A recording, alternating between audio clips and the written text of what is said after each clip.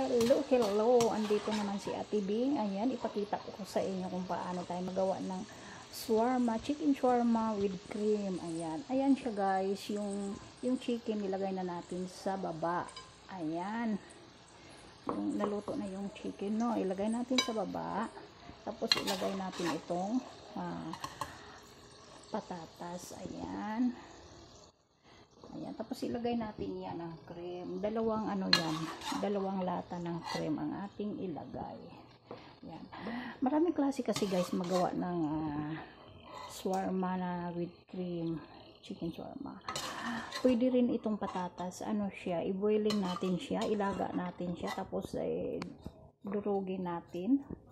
Tapos iporma natin bilog-bilog, at timplahan natin. Tapos bilog-bilugin natin yung patatas, tapos ilagay dito sa taas. Yun din. Ayan, maraming klase kasi guys ang kanilang mga shawarma. Ayan na, ibuhos na natin itong cream guys. Ayan lang. Ganyan lang. Tapos ilagay natin sa loob ng oven. Ayan. Dami kasi nilang mga style. Ayan, hindi lang ilang klase yung shawarma nila guys. Ayan na, tapos pantay-pantayin na lang yan natin dyan sa taas. Ganun lang guys. Ayan.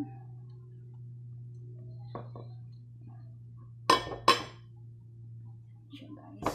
Simutin natin itong natira guys. Ayan.